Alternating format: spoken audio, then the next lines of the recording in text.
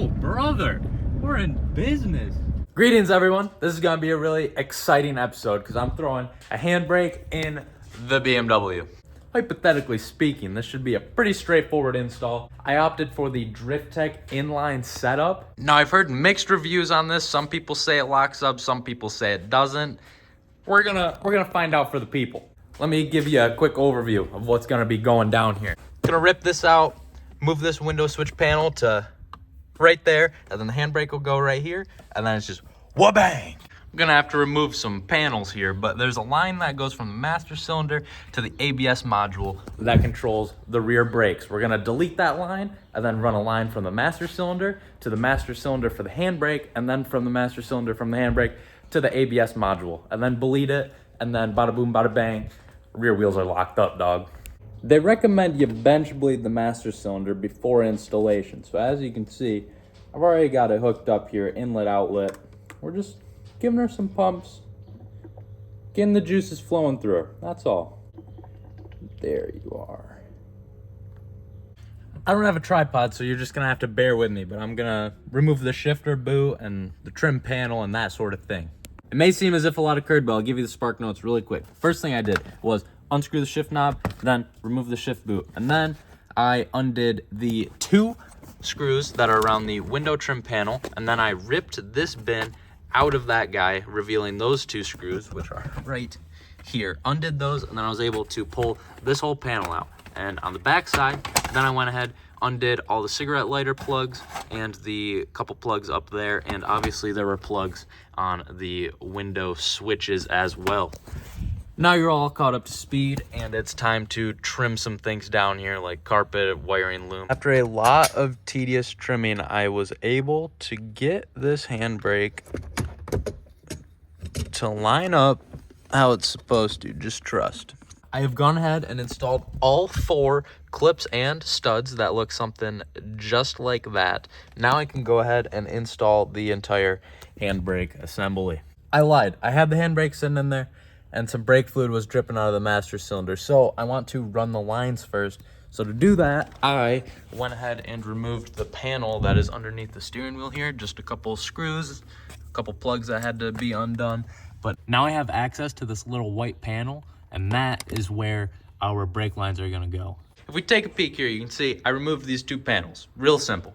Now I am going to run the 2 lines that are around my neck through this rubber grommet down into the footwell. Now those lines will attach to the master cylinder, port H right there, and also this port on the ABS module. If only NASA saw what I just did. They get these lines through that grommet, but they are ran down into the car now, and they come out through that white piece of trim, and then I've got them routed up into the dash here, and then bang, right where we need them. I think I'm just gonna do the tedious part of this project now of attaching these lines. That way I can pull the lines through and have the proper amount of slack up by the handbrake. However, that means I get to do the most fun part of this job, which is the turkey basting.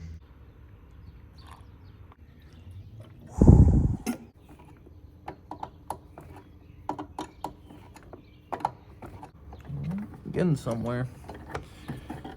Aha. Oh, bang. Removing that line really wasn't too bad. It was just messy, but time to put the new fittings in. It's a cool 13 foot-pounds.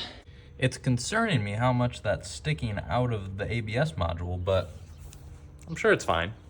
I will not be able to showcase this installation, but you're just gonna have to trust that that's gonna go in there.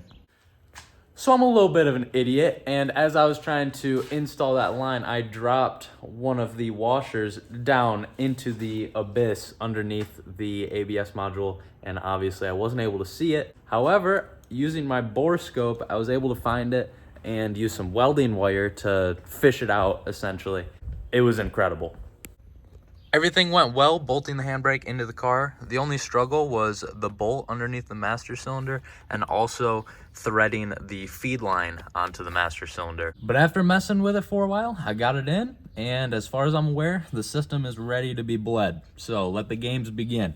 I experienced some more adversity. The first thing I did was check that I could break all the bleeder screws loose, and the right front bleeder screw was broken off, so I was able to use an extractor socket thanks to my boy Colin, and now I've got a new bleeder screw in place. So then I went ahead and filled up this pressure bleeder. Shout out to my man Ellis. Got her pumped up at 10 psi right now, and I'm gonna start cracking these bleeders loose and sucking fluid through this baby. Update, I've gone ahead and I believe successfully bled all four corners of the car. Now I am gonna go through and do the rears again. And the procedure to do so is crack said bleeder screw open and then push the foot pedal down, pull the handbrake, release the foot pedal, release the handbrake. Do that 5 times, close the bleeder screw, switch sides, and then keep bouncing back and forth doing that until there are no air bubbles. So I will go ahead and crack this guy loose, like so. Now press the foot brake, pull our handbrake, release the foot, release the hand, and I'm just gonna keep doing this.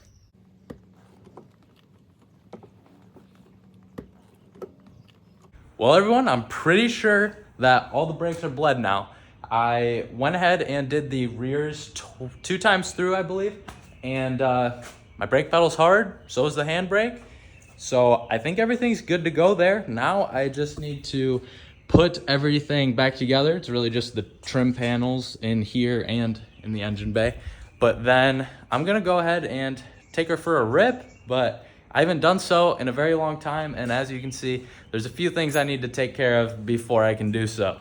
I almost forgot about my window switch relocation. The handbrake kit came with this little template of where I need to cut, as you can see. So I'm gonna try and drill a hole and then trim it out.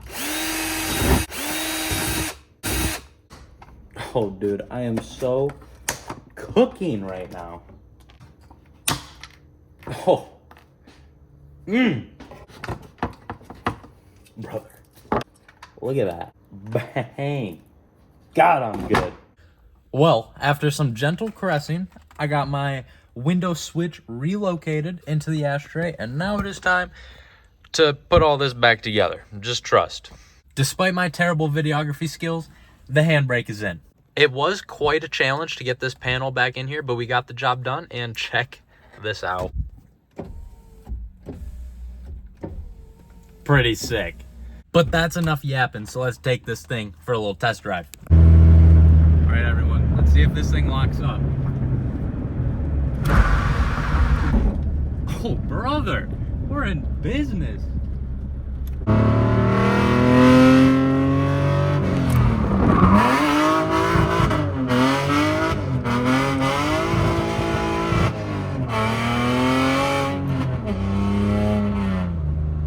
Well, everyone, I think it's pretty safe to say that this handbrake does in fact lock up. Now, I have no affiliation with Drifttec whatsoever, but I could not be happier with how well this installation went or how well the handbrake is performing. So if you're looking to get a handbrake for your car, go check out Drifttec, show them some love, and remember, screw all the inline haters, give this thing a whirl, you won't regret it. This weekend will be the true test because I am hopefully drifting Saturday and Sunday as long as the car holds up, and hopefully I'll even be doing some of my first tandems ever. So stay tuned for that, and you already know the deal. I don't care if you like this video or not, like it, drop a comment, share it with all your friends, make sure your mom is subscribed, and I'll see you next Friday at 5 o'clock. Deuces.